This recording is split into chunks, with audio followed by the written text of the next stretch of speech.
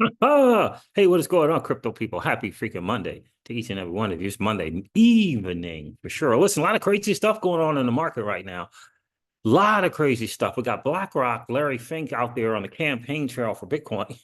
That's interesting. Ripple is not playing. They are not playing when it comes to taking action to get out those members in Congress who are anti-crypto. Yeah, big donation. Another big donation coming from Ripple to fight the fight against Senator Elizabeth Warren. That is some really good stuff. Listen, given all the kind of craziness that happened yesterday, day before, whatever day that was, with the former President Trump, I think it's huge. This announcement of his VP, who appears to be hugely pro crypto. We'll get into that as well. I think it's a big deal with Larry Fink on a campaign trail about Bitcoin. I think it's a big deal. This new vice president that is hugely pro crypto. And I think it's also big that we'll get more and more dollars in to fight the fight against Senator Elizabeth Warren. So we're going to get into it, guys. Listen, this is your XRP Ripple daily news. And around 0 to 10 minutes. Let's go with the market because, the market is doing what the market does. According to CoinGecko, the total cryptocurrency market cap is 2.49 trillion. It's up 5.5% in the last 24 hours. Interesting. Bitcoin is trading at Bitcoin dominance, is at 51, probably more like 54%. That is cool to see. Bitcoin is trading at $64,618 again. And on the 30-day, it's down 2.3%. Ethereum is trading at $3,458 again. And on the 30-day, it's down 3%. Solana is trading at $156 again. And on the 30-day, it is at it is down 4.5%. I keep wanting to say up. It's down 4.5%. So on the 30-day, they're all down. And XRP is trading at 55 cents. And on the 30-day, it's up 13.7%. You kind of get the sense that we're about to hear something on the remedies in the SEC versus Ripple case. Feels like that's what's going to happen. Look, the market again is doing what the market does. Interesting stuff. So that's the big news for me as far as I'm concerned. Eleanor Terrett shares the scoop. Ripple has donated $1 million to the Commonwealth Unity Fund, a new super PAC set up by attorney James Murphy, aka Meta Lawman, to unseat Senator Elizabeth Warren and elect John Deaton as Massachusetts' next senator. Murphy alone donated $50,000 to this super PAC. How about that? I think I posted something on there. I posted something in here in the comments along the lines of Meta Lawman is a stud. He is a stud. Ripple donated $1 million. John Murphy, and shout out to Ripple for, putting their money where their mouth is, understanding the big fight they are in. And I also did, I think I reposted this, and talked about Ripple in that post as well. You can make no mistake about it. They are for the digital asset space and willing to put their money where their mouth is. And that's massive. Absolutely massive. So we got this word about this, the former President Trump VP.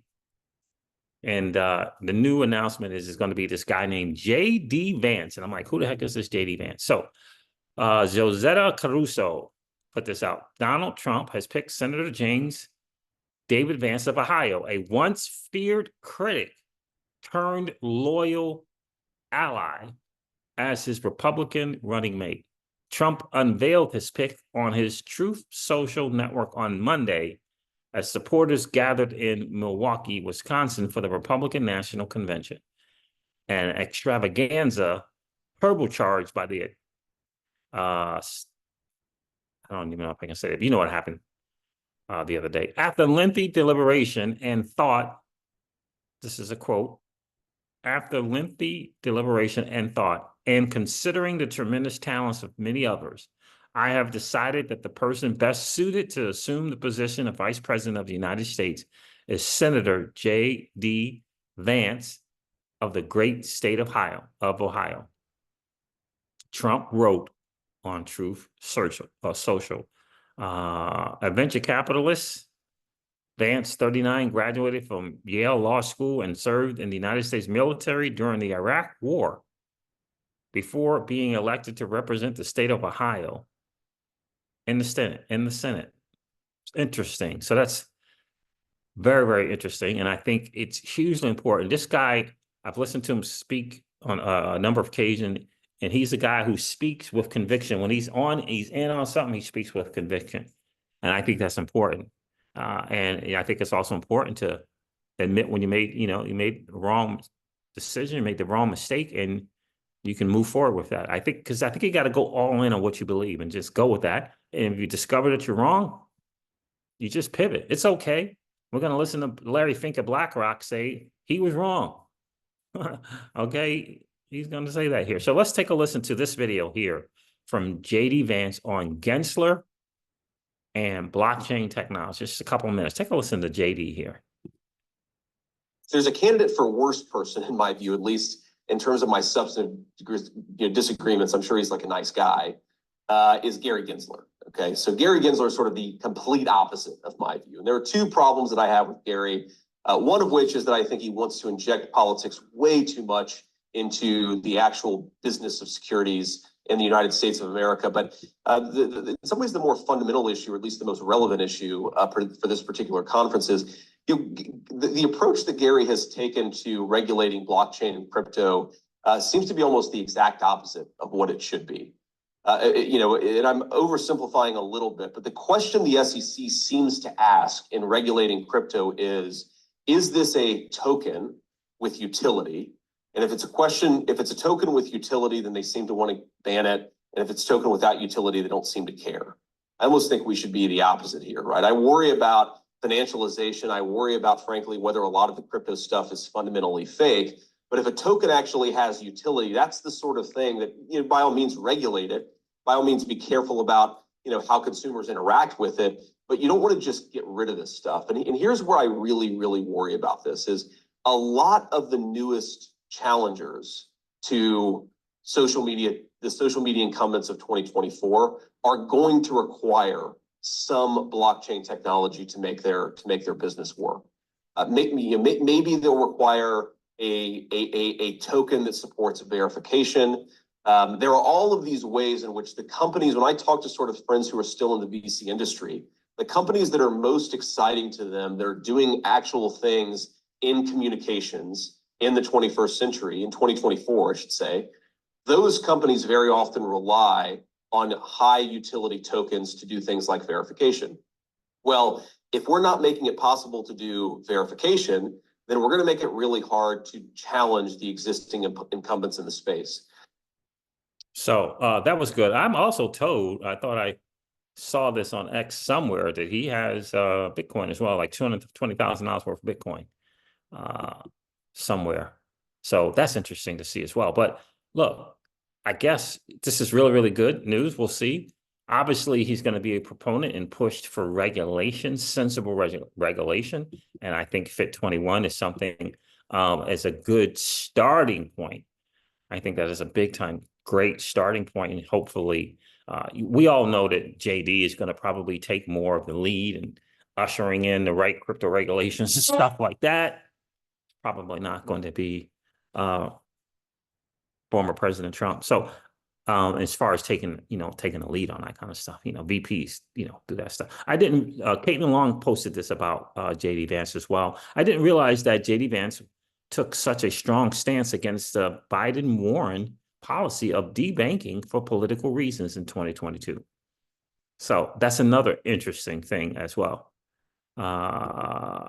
He posted here, I guess, this is in 2022, this is why crypto is taken off. The regime will cut off your access to banking if you have the wrong politics. So this is really, really good. Really, really, really, really good to get this guy as a VP. But the fight's not over yet. We still have to have some things done for sure. Still got to get some things done. It's just Larry Fink of BlackRock here over at CNBC, I guess it is, or MSNBC. I don't know which one it is. Talking about Bitcoin here. Take a listen to this. And he's with Kramer. Oh boy. But anyway, let's take a quick listen. Now, I know you have been a leader in willing to embrace crypto. You have made it so that people can be in Bitcoin. We hear that you are thinking about Ethereum. These are incredible things. Now, BlackRock is not known as a gunslinger by any means. So you obviously must believe that this maybe is an alternative. Is this an alternative in order to be able, because of the deficit, maybe something long-term people should have? Absolutely. As you know, I was a skeptic. Yes. I was a proud skeptic. And I studied it, learned about it, and I came away saying, okay, my opinion 5 years ago was wrong. Here's my opinion today. This is what I believe in today. I believe the opportunity today. I believe Bitcoin is legitimate. I'm not trying to say there's not misuses like everything else, but it is a legitimate financial instrument that allows you to have maybe uncorrelated, non-correlated type of returns. I believe it is an instrument that you invest in when you're more frightened, though. It is an instrument when you believe that countries are debasing their currency, debasing their currency by excess deficits. I mean, like, is he speaking code here to his boys? It's an asset that you invest in when a country is debasing its currency? Isn't that what's going on in the States currently in this country? And he just publicly said it's an asset that you invest in when the country is debasing its currency. This country is debasing its currency. What people get confused about is because this country is the best of the worst situation. But the worst situation exists. We're in the worst situation. You understand? We're in the worst situation. Just because we're the best performing out of the worst. It's still, everybody's in the worst. Everyone's doing worse off than us, but we're still worse off.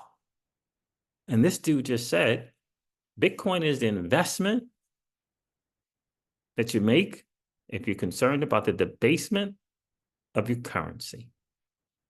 It's really that simple. It's not that hard. And as you go down from Ethereum to BNB to Solana, you go down the risk curve, sure. But it's, for us, it's a dollar cost average strategy, leveraging the altcoins like Ethereum and Solana to add to our stack of Bitcoin. That's our strategy in the Crypto Seizures home. Not that you don't want to accumulate more Ethereum, not that you don't want to accumulate more Solana, not that you don't want to accumulate more XRP. But there's a strategy here. And right now, when you hear this, make no mistake about it, Larry Fink is the fourth branch, the newest branch of the United States government. Make no mistake about it. And this is not just about something. If this thing gets wings, of course he's leveraging it. Of course he's leveraging it too. But if his customers are wanting it, and then the movement continues to move, and another country ends up making it legal currency, right? Making it legal tender like El Salvador did, and I believe Argentina did as well. It's going to continue. It's just going to continue, and it's going to just be what it is. And it's going to be one of those things. Those who have it are going to be in a better position. If it's digital gold, it's digital gold. If you respect gold, and this is now the digital code for the 21st century and beyond, we all have to ask ourselves if we have enough of the asset. JD Vance is an interesting pick. I'm excited about that. I am also excited about what's to come for XRP and the XRPL in this cycle. And I'm excited to see for it to become, again, for us, an accumulating asset that will net some good year-over-year returns. No one should be naive to say that the lawsuit did not create cloud on title, did not, create over $1 billion in lost value, and understand that we did miss 2020-21's run with no listing on exchanges, being delisted. And that should flip. You know, the script should flip. I don't know what price it's going to be. And for me, it doesn't matter. What matters to me is that it's going to be able to participate pretty much free and clear and participate in this bull run. And we'll see what happens. We'll see what happens. And we'll see if the XRPL can go up and to the right on the adoption curve. Because that's when we know that it's an asset, in my opinion, to accumulate and continue to accumulate. When we create better network adoption, and we got to go from number last from daily active users. I mean, that's not great. We got to go from number last. I think it was 21. We got to get in the top 5, top 10, top 5 in daily active users. And we can make it happen. It's no doubt in my mind that we can do that. So there it is, fam. This wraps up your XRP Ripple daily news in around 0 to 10 minutes. I hope that it has been of value to you. If it has, do me a favor and hit that like button. It is one of the greatest ways you can support the channel for sure. And if you happen to be in that 45-50% of people that are watching, listening to Crypto Seeds and haven't subscribed to the channel, we would love to get that number down from about 50% to about 25%. That would be super, super cool. So if you enjoyed those hangouts, please consider subscribing to the channel. And don't forget to ring that notification bell so that you know whenever we go live or whenever we upload a video. I'm going to end this one like I do all my videos and remind you guys of this. Old money doesn't want you to win. But that's okay, though, because you and I, we're already winning. And I would ask you to consider this, perhaps ponder the idea or notion of living your life permissionless. I'll talk to you guys soon. See ya.